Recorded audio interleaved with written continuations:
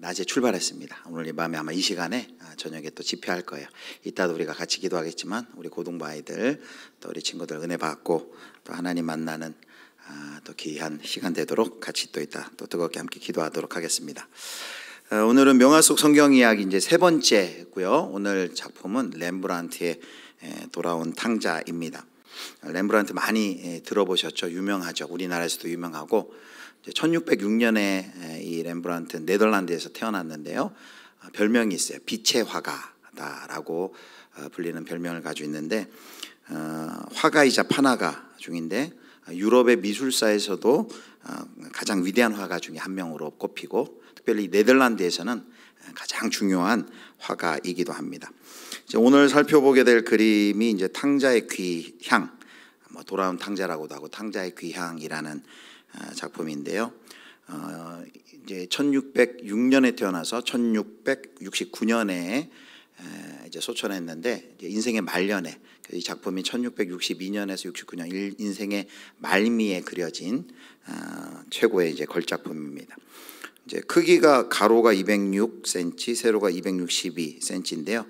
캠퍼스에 이제 유화 물감으로 그린 그림인데 이제 어느 정도 크기냐면 그 박물관에서 보고 있는 사람들 찍은 사진이 있는데 한번 보여주실까요? 이 정도 크기입니다. 가로 206, 세로 262. 그러니까 사람의 키보다 훨씬 큰 거죠.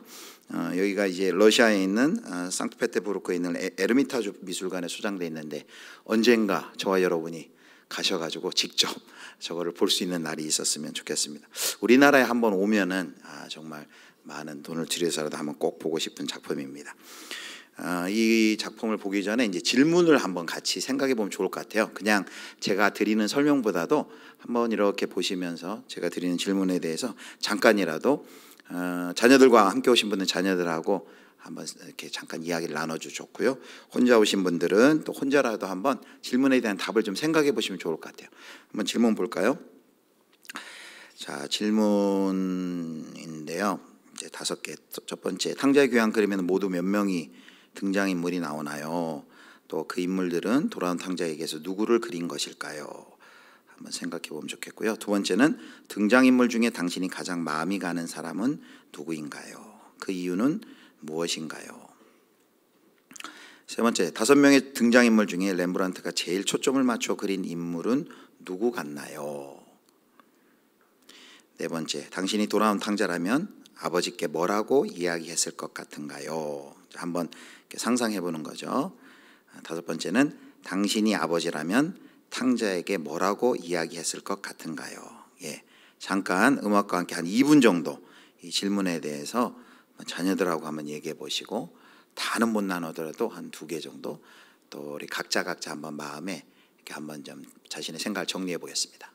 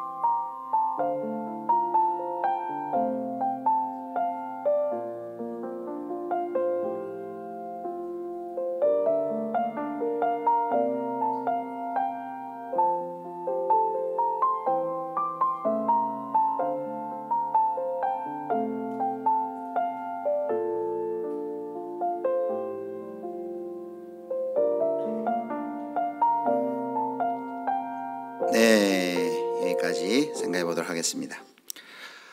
이 돌아온 탕자 이야기는 예수님께서 해주신 비유이죠.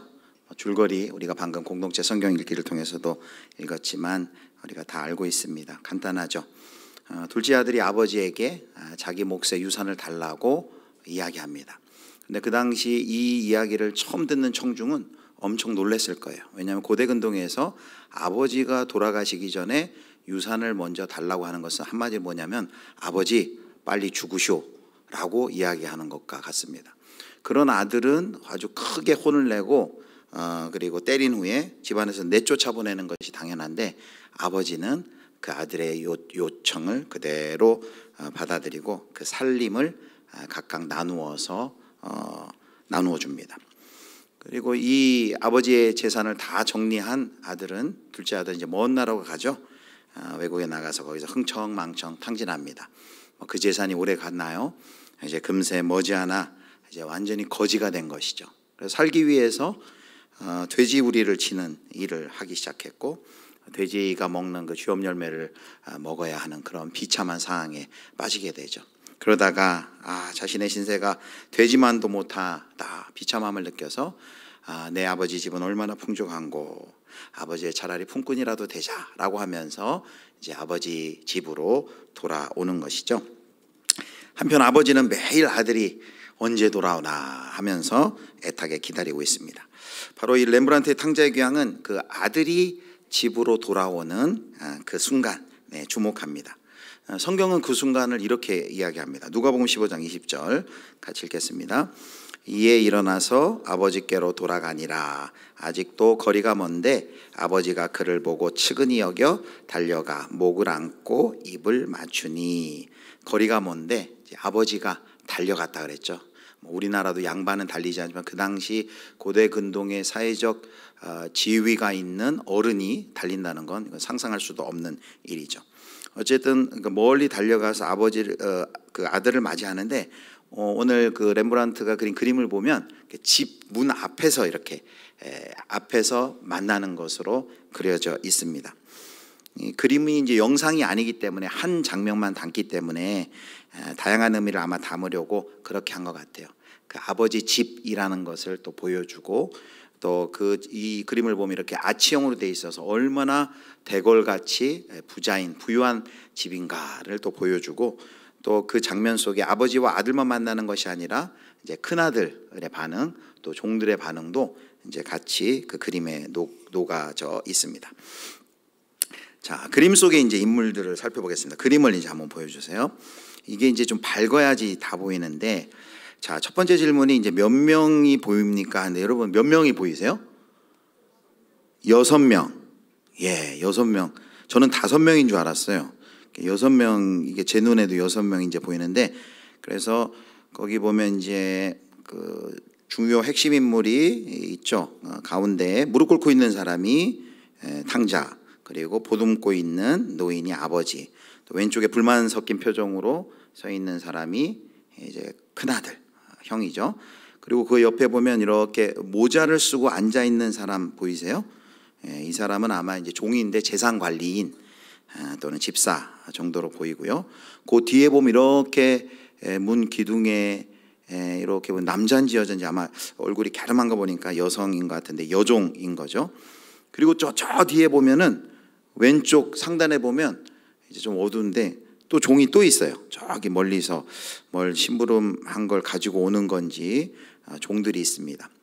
3명의 종이 보이는데, 어쨌든 이 3명의 종이 다 표정이 그렇게 좋지 않아요. 이 둘째 아들이 어떤 불효를 저질렀는지, 또 가출한 지 얼마나 방탕했는지를 이제 잘 알고 있어서 그런지 탕자의 귀환을 그다지 달가워하지 않는 기색입니다.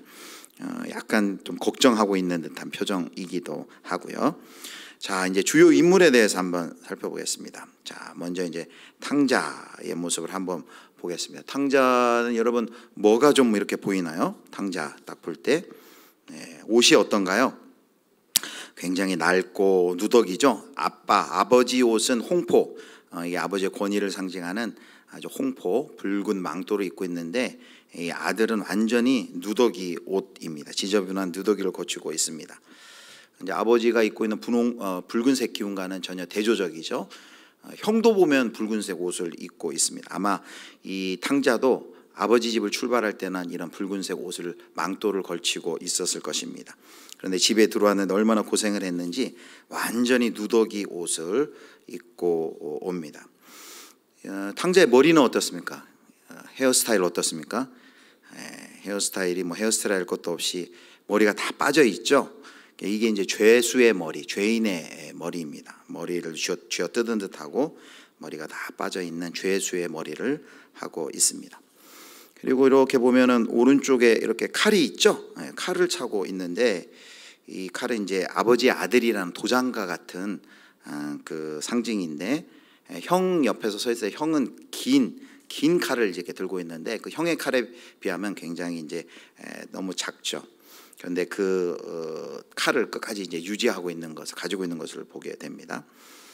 그리고 이제 여기는 자세히 한번 큰 그림 한번 보여주시면 신발은 어떨까요? 신발, 먼 길을 달려오느라고 신발이 거기 보면 벗겨져 있고 신발이 다 헤어져 있습니다. 그리고 이제 옷도 헤어져 가지고 이렇게 등 같은 데는 등이 다 맨살이 훤히 보이고, 발도 이렇게 가만히 보면 발에도 상처가 나 있어요. 신발이 제대로 역할을 못하니까 얼마나 멀리서 오느라고 다 닳아버렸고 또 벗겨져 있는 그런 모습입니다. 한마디로 이 돌아온 탕자의 행색은 한마디로 얘기하면 두 자로 뭐라고 얘기하면 될까요? 거지. 완전 영락 없는 거지꼴입니다. 실제로 렘브란트도 이 돌아온 탕자를 거지의 모습으로 지금 비유하고 있습니다. 그것은 성경의 말씀, 성경의 관점이 투영된 거죠. 신약 신학자인 김세현 박사는 이 탕자의 이야기를 이렇게 얘기합니다. 창세기의 아담의 이야기의 재현이다. 아담은 우리 인간을 의미하죠. 그래서 이 탕자의 이야기는 우리 모든 인간들의 이야기다라는 것이에요. 그래서 예수님께서는 이 이야기를 통해 우리 인간이 지금 영적으로 어떤 상황에 놓여 있는지를 이 탕자의 이야기를 통해서 우리 가운데 해 주신 것이죠. 탕자는 자신의 그 조그마한 분깃을 요구하고 부유한 아버지에게서 등을 돌리고 멀리 떠납니다. 아버지로부터 독립선을 하죠. 그 조그마한 분깃으로 자신이 행복하고 안정과 안녕을 추구할 수 있을 것이라고 착각하고 떠납니다. 그런데 그것은 제한된 것들이죠. 제한된 재화이죠. 자원은 금방 고갈되고 금세 심각한 결핍에 빠지게 됩니다. 그래서 이 부유한 아버지를 떠나서 자기가 살아보겠다고 자기가 가지고 있는 거 그거 믿고 제한적 자원을 가지고 믿고 스스로 안녕과 행복과 평안을 추구하는 그가 어떤 상황에 빠져 있는가를 강조하기 위해서 유대인들이 상상할 수도 없는 그 모습을 세 가지를 묘사해요. 첫 번째가 뭐냐면 바로 이방인의 종이 되었다는 것이죠. 유대인이 개처럼 여기는 이방인이 종이 되었다. 이 이야기를 들을 때 아마 깜짝 놀랐을 거예요. 거기에서 더 나가죠.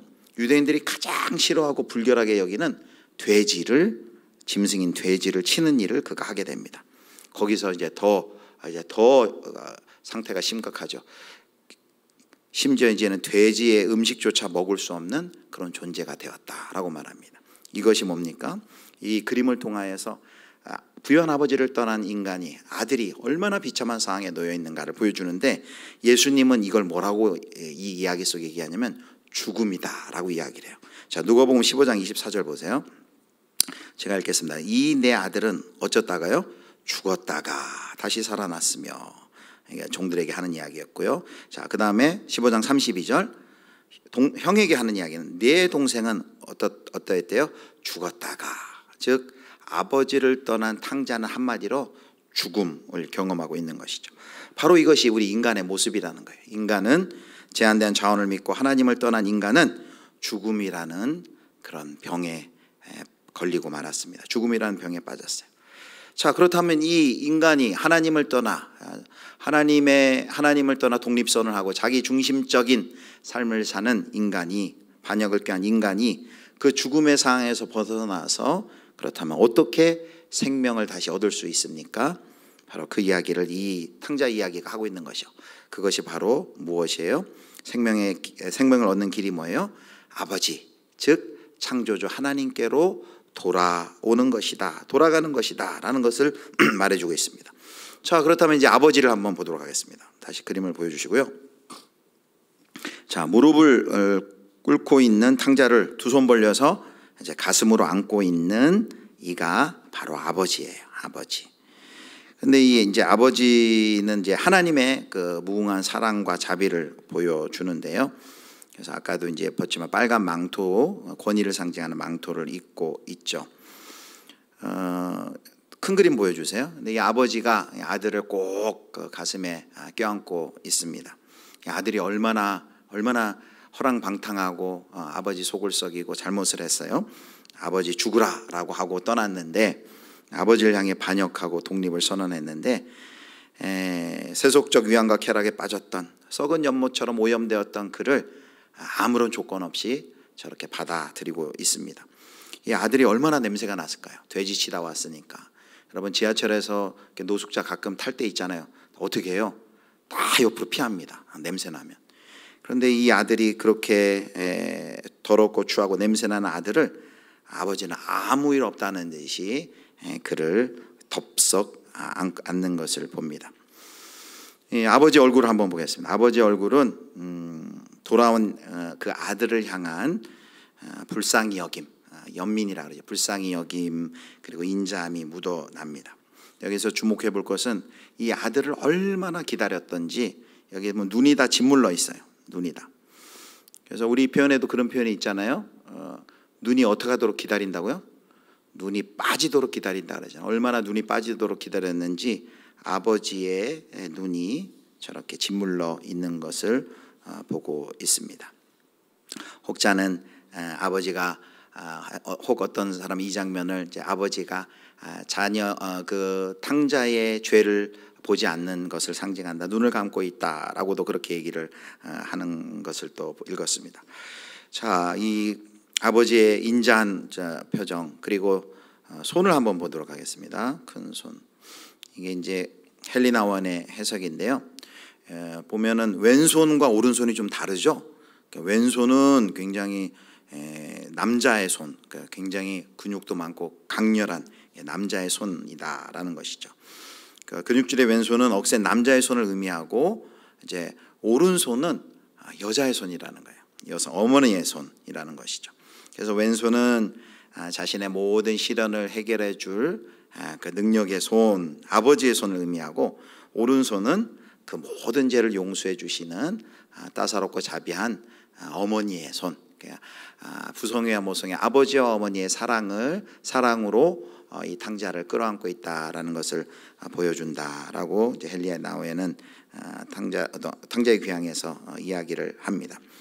그래서 그 아버지와 아들, 그 죄를 짓고 돌아온 그 아들을 덥석 안는, 그래서 끈끈한 신뢰를 바로 다름 아닌 이 손으로 보여주고 있다라는 것이죠.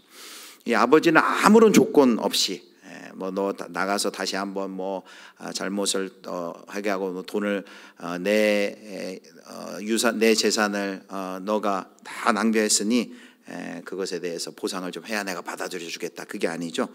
무조건적으로 그를 받아들이고 사랑합니다.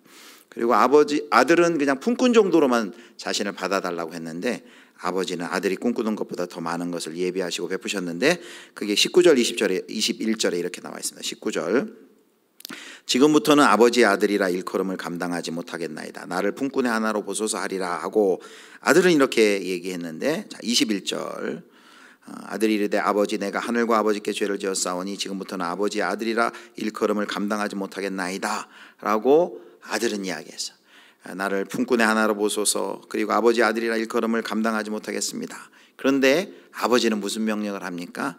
종들을 시켜서 가장 멋진 옷, 그리고 좋은 신, 그리고 가락지를 끼고, 그리고 좋은 또 송아지를 잡아가지고 환영 잔치를 열죠. 이것은 둘째 아들이 도무지 상상조차도 못했던 일입니다. 그래서 이 아버지가 탕자를 받아들이고 그를 향해 보였던 이런 반응은 우리에게 뭘 보여줍니까? 우리에게 구원이란 무엇인가를 보여주는 것이죠. 스스로 하나님같이 되려고 창조주 하나님의 통치를 거절하고 인간 아담은 사단의 통치 아래 떨어져 지금 죽음에 처해 있는 상황이죠. 그런데 하나님께서 자신을 떠난 인간에게 돌아오지 말라고 저주하지 않고 그를 용서하고 또 화해하고 아들로 받아서 상속자의 위치로 다시금 그를 회복시켜 주는 것이죠. 그래서 그 하나님의 용서, 하나님의 인자하심, 하나님의 사랑에 힘입어서 인간은 이제 어떻게 됐어요? 하나님의 부유함을 상속하는 상속자가 되었습니다. 그리고 하나님의 그 풍요로운 잔치에 참여하게 된다는 것이 바로 이것이 예수님께서 우리에게 들려주시는 바로 복음인 것입니다. 자, 렘브란트는 이 탕자에 대해서 말년에만 관심을 가진 것이 아니에요. 그가 젊었을 때부터 계속해서 이 말년까지 이 탕자라는 테마를 지속적으로 다루었습니다. 그래서 이 탕자의 비유, 성경의 이 탕자의 비유 이야기가 렘브란트의 작품 생활 속에서 그의 삶 속에서 그의 예술색에서 아주 깊은 영향을 미친 것을 볼 수 있습니다. 그래서 그가 젊었을 때 그렸던 탕자의 비유 그림을 한번 보도록 하겠습니다. 이것은 그가 한 30쯤에 그렸던, 아까 그건 유화고 물감으로 그린 거고 유화고 이거는 애칭화라고 하는데 렘브란트가 그린 또 돌아온 탕자라는 이야기입니다. 여기서도 그 집 문 앞에서 아들을 끌어안고 있는 그 아버지, 그리고 곁에 또 있는 그 일꾼들의 반응들이 여기 그려지고 있는 것이죠. 근데 흥미롭게도 이제 이 렘브란트를 비롯한 많은 사람들이 이 탕자의 귀향, 돌아온 탕자를 그림으로 그렸어요. 렘브란트도 그렸지만, 그런데 이 렘브란트가 그린 그림과 다른 화가들이 그린 그림의 차이가 있어요.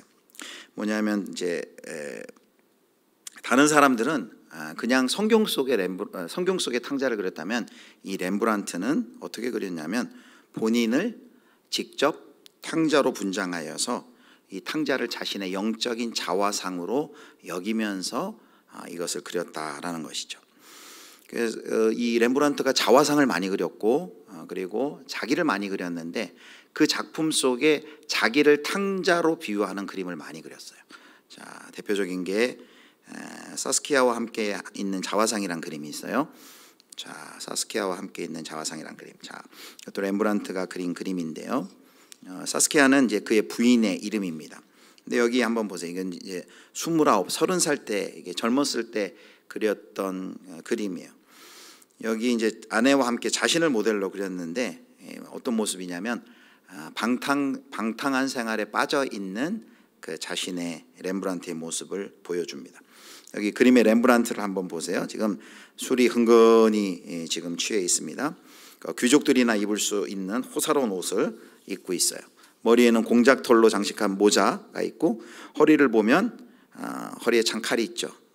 탕자의 모습이죠. 탕자도 처음 출발할 때 분홍 빨간 옷 입고 이렇게 화려한 옷 입고 그리고 칼을 차고 갔죠. 그리고 이제 그 부인 사스키아를 이제 무릎에 앉혀놓고 여기 오른손에 들고 있는 게 뭐예요? 긴 술잔이에요. 긴 술잔을 들면서 호탕하게 웃으며 술에 잔뜩 취해 있습니다. 입은 이제 절반쯤 이렇게 벌어져 있고 눈은 이렇게 풀려 있습니다. 그의 표정을 보면 웃고 있는데 이걸 감상하는 사람들을 향해서 그가 얼마나 만족하고 있는지를 보여주는 것이죠.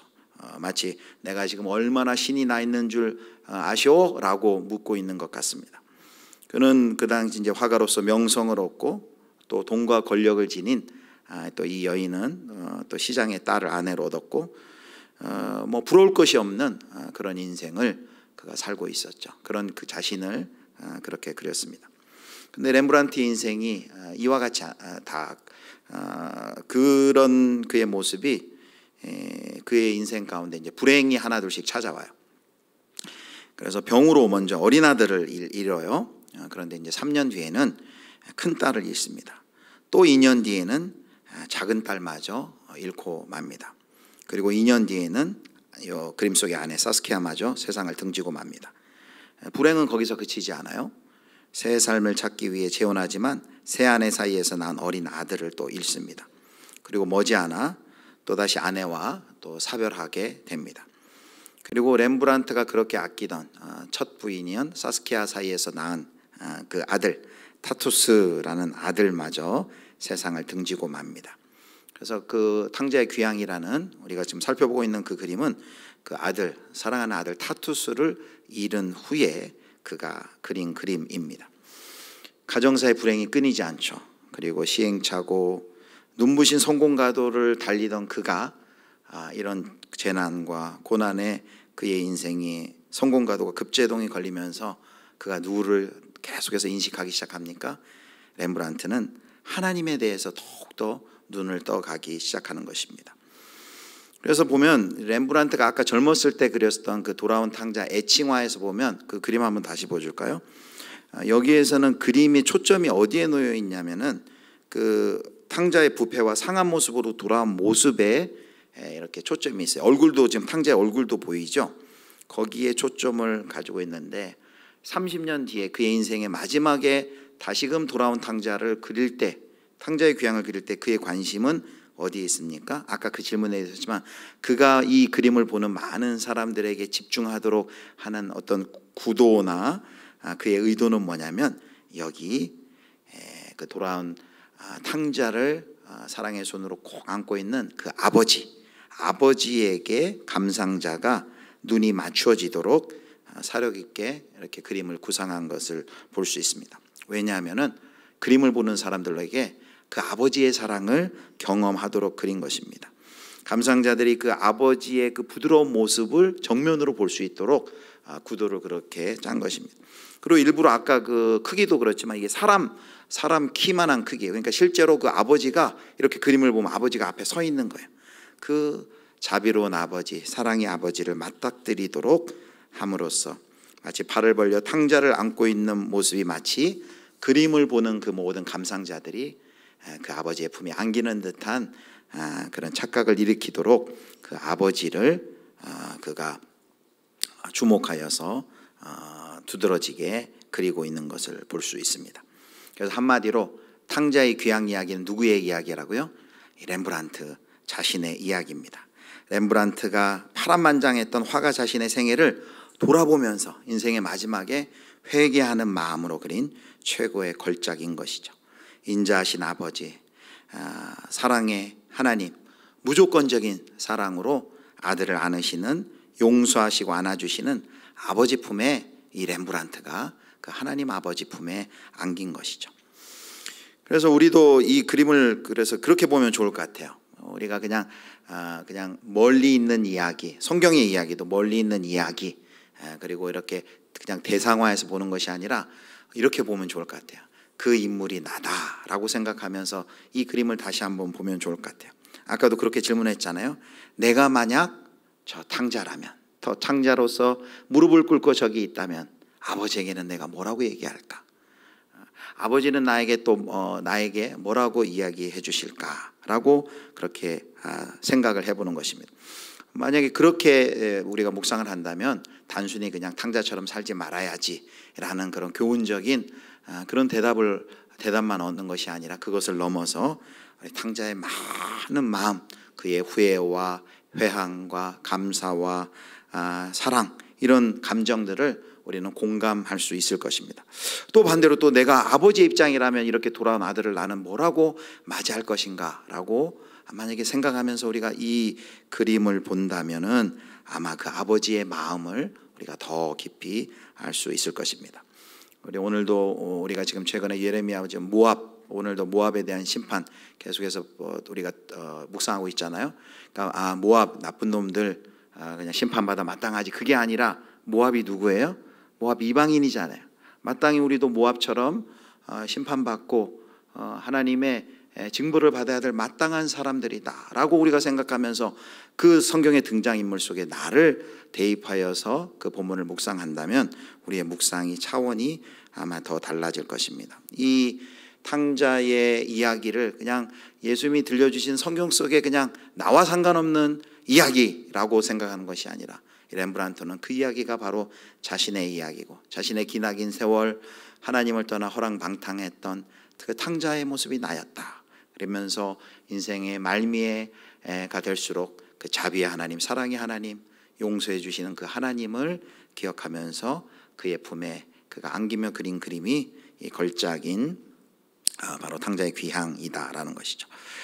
우리가 이제 설교를 마무리하기 전에 이제 한 가지 더 우리가 생각해 보는 게 있죠. 바로 한 사람의 주인공 더 있죠. 화면 우편에 누가 있습니까? 화면 우편에 한번 보여주시죠. 여기 보면 오른쪽에 이 사람이 누구예요? 예. 여러분 퀴즈 하나 낼게요. 탕자가 돌아오는 것을 가장 못마땅하게 여긴 것은 누굴까요? 누굴까요? 예, 여기 아마 여기 누구는 네. 형이라고 얘기하는데 혹자는 그러더라고요. 살진 송아지다라고 가장 불만이었던 건 살진 송아지였을 것이다. 예, 형이 불만이었죠. 형이 불만입니다. 그래서 아주 못마땅한 표정으로 지금, 그리고 이렇게 거리가 있잖아요. 이 거리가 무슨 거리일까요? 냄새가 나기도 할 것이고 심리적 거리. 그리고 동생을 지칭할 때 내 동생이라 하지 않습니다. 당신의 아들이라고 얘기할 정도로 이 큰아들은 이 동생이 돌아온 것을 너무너무 못마땅해하고 아버지를 향해 불만을 가지고 있습니다. 늘 순종하며 집을 지키던 나에게는 뭐 하나 해준 거 없는데 저렇게 아버지 재산 다 팔아먹고 허랑방탕하던 자식이 돌아왔는데 뭘 잘했다고 저렇게 잔치까지 벌여줍니까? 불만이 가득한 것이죠. 그래서 이 탕자 이야기에는 두 명의 탕자가 있다고 하죠. 한 사람은 바로 집 밖의 탕자, 돌아온 탕자고요. 또 한 사람은 바로 집안의 탕자, 큰아들을 집안의 탕자라고 말합니다. 우리 속에는 집 밖의 탕자는 없는 것 같아요. 우리는 다 주님께로, 다 아버지께로 돌아온 사람들이에요. 그런데 우리가 조심해야 될 게 뭡니까? 신앙생활 열심히 하면서 우리가 뭐가 될 수 있어요? 집안의 탕자가 될 수 있어요. 교회에 열심히 출석하고 열심히 봉사하고 헌금생활도 잘하고 성경도 많이 알고, 그런데 먼저 그렇게 믿음의 사람이 된 자들 중에 탕자가 나올 수 있는 것이죠. 뒤늦게 회개하고 돌아온 탕자 같은 둘째 아들을 받아들이지 못하고, 형제를 사랑하지 못하고, 용납하지 못하고, 받아들이지 못하는 탕자죠. 저 사람 나보다 늦게 믿었는데 라면서 뭔가 삐딱하게 그를 받아들이지 못하는 그런 모습인 것이죠.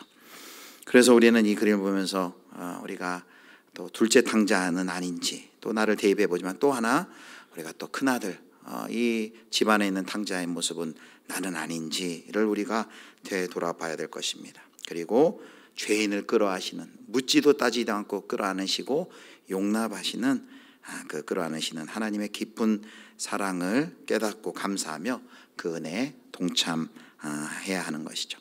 오늘 이 렘브란트의 돌아온 탕자는, 그래서 어떤 사람들은 이건 돌아온 탕자가 아니라 이 이야기를 다르게 부릅니다. 기다리시는 아버지, 그리고 또 이 아버지가 주인공이다라고 이야기를 합니다. 기다리시는 아버지. 그리고 팀켈러 목사님은 이 이야기를 탕부 하나님이라 그랬어요. 돌아온 탕자가 아니라 탕부 하나님. 그 탕부할 때 그 탕부가 뭐냐면 해프다라는 거죠.